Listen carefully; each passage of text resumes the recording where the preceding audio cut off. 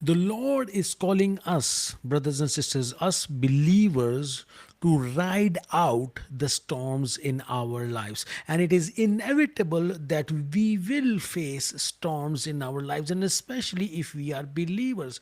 Now, every human being in this world will face a storm in their life, but somehow there is a more majestic attack of the devil on the lives of the believer, because he hates them with his guts, and he is going to do everything so that a storm can come in their way and they can stumble and they can be delayed and they can procrastinate and they can miss the purpose of God in their life. But the Lord has given us a formula, the Lord has given us a way to be able to face the storm, and the formula is found in Psalms chapter 23, and it simply is that though I walk through the valley of the shadow of death, I shall fear no evil. Now it says, that it doesn't say, even in this, the psalmist does not say that you are not going to face a valley. Neither does he say that there's not going to be any darkness.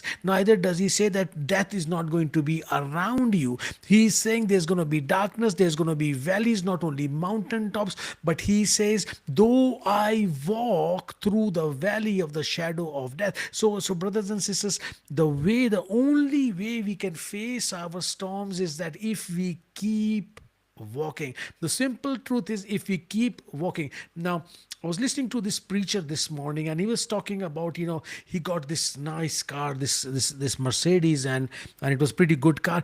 And some other believers were saying that, oh, why does a preacher need such a fancy car, and so forth and so on. But he was mentioning that he's a very well known personality, and he has so many appointments, and he does not like planes, and he tries to go everywhere by car, but that's time consuming, and he does not want a car to break down, first of all. Secondly, he wants to go in certain comfort and luxury, so that when he reaches his destination, that he is not that tired, and he's, all his energy has not been sucked out, which other believers would want him to go in a car like that. But me, I'm not from that category. Now, what he was saying, the other thing the car is good at is to ride out some of the storms. You see, he says sometimes he's going through towns, and there are the kind of storms and kind of hurricanes that are not so severe, but certain cars break down, and they are standing on the side of the road. And you know what they are standing there for? They are standing there for the storm to end, the storm to finish. But he says in his car he feels safe enough to drive on a low speed enough to ride out the storm, and 5-7 kilometers riding out that kind of a windy breeze and storm and so forth. 5-7 kilometers down, the sky is clear and the path is clear, and he has ridden out the storm. He has ridden out the storm. And brothers and sisters, in your life and my life, storms are going to come. And our issue and problem is that many a times we are like that person standing on the roadside. The person standing on the roadside is waiting for the storm to go away, and then he will continue in his journey. And brothers and sisters, you and me, what do we wait for? We wait for that problem, for that issue, for that difficulty that has come in our life, when it will finish. Then and guilty as charged, because I was of the same persuasion, and I was of the same thinking, and I was of the same mentality. And many a times when storms come in my life and difficulties come in my life, I stop doing what I'm supposed to do, and I'm in that negative mindset and negative mood, and I'm feeling down, and I don't want to do anything, and I'm not productive, and I'm not doing the things which the Lord has called me to do, and procrastinating. And I even do the same today. But when I hear, and sometimes when you hear a word, it has so much effect on you that that one word is able to take out that negative thinking that has been overpowering your mind for a long time, maybe all your life. And I'm thinking, amen, keep on preaching, and I'm working on it. There is a storm going on in my own life. Just last week, my mother slept in the Lord, and it's a very painful process to lose someone.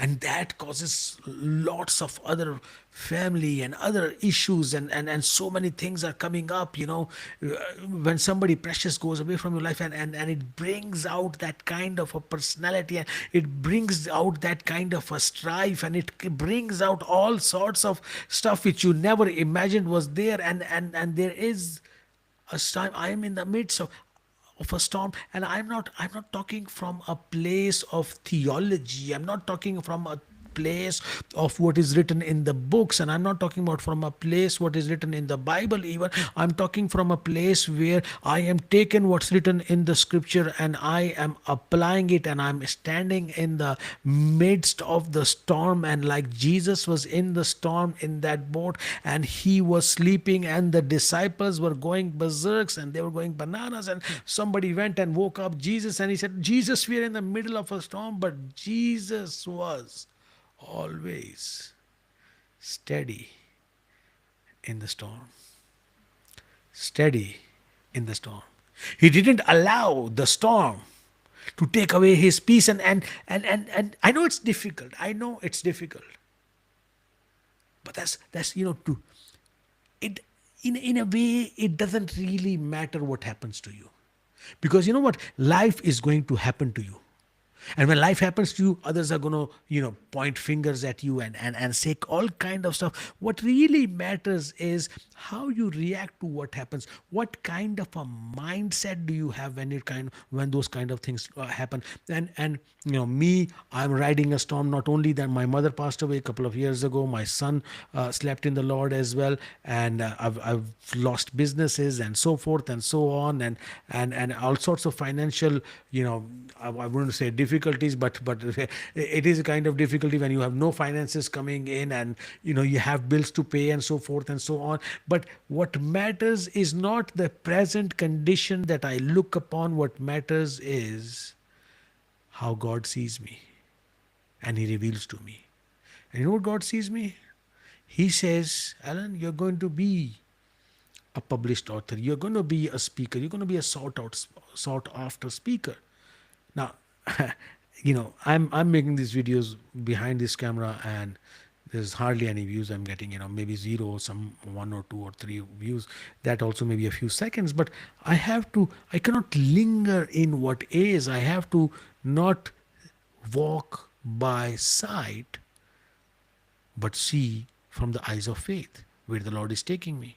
And brothers and sisters, that is the quality that you are called to have when you are going through your tough times and your difficulties.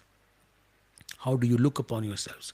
You see, when the 12 spies went into the promised land to spy, they came back 10 with a bad report, with an evil report, and they said, we see ourselves as grasshoppers in front of the giants, the descendants of Anak, the descendants of Nephilim.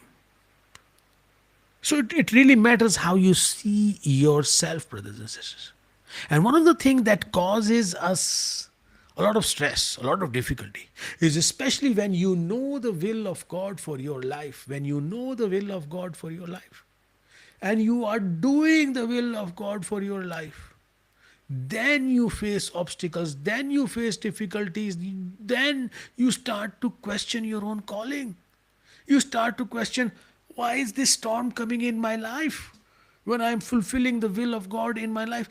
And last week I was in church, and they were talking about Moses. When God gave Moses this mandate, this order, this command, this beautiful vision to take out the children of Israel from the land of Egypt. And he was supposed to take them out and do the miracles and so forth and so on. Did everything go smoothly? No, he went into Egypt, and he not only faced obstacles by the Pharaoh, which was acceptable, which was understood that he will not allow his people to go so easily because it was free labor, but even the people, the Israelites, they were giving, God even called them stiff-necked because they were also giving him so much hassle and so much difficulty. So, whenever you walk the path of God in your life, whenever, me, the Lord told me, this is your work to do. I'm riding out. What I'm doing, I'm riding out the storm. Although there are storms going on, although I'm doing what the Lord has called me to do. I'm preaching, and I'm serving, and that's what the Lord has called me to do, and that's what I am doing. And I'm still facing the obstacles, and I have to know, Alan, you're fulfilling God's will, and somebody doesn't like it. And he's going to bring obstacles, he's going to bring hindrances, he's going to bring roadblocks in front of you, he's going to bring bottlenecks in. And will you be able to pursue God's calling in your life regardless of what is going around you, regardless of the circumstances, regardless of all the obstacles and difficulties you face? It's a commendable thing. It's a, somebody's mother passing away, and they're still willing to preach. It's a commendable thing. But even then, you will face obstacles. Brothers and sisters, what the Lord is teaching you and me simply is to keep a sane mind and keep following the voice of God, which you have heard. There might be a lot of naysayers, there might be a lot of obstacles in your way. Keep following and doing what the Lord has called you to do. And one day, it will be your time to rise and shine. I hope this message has brought a blessing in your life. And if it has, do please bless me as well by simply liking this video and sharing it with someone else, and also subscribing if you have not yet subscribed. And I will see you in another one of our video, which is coming up just right now.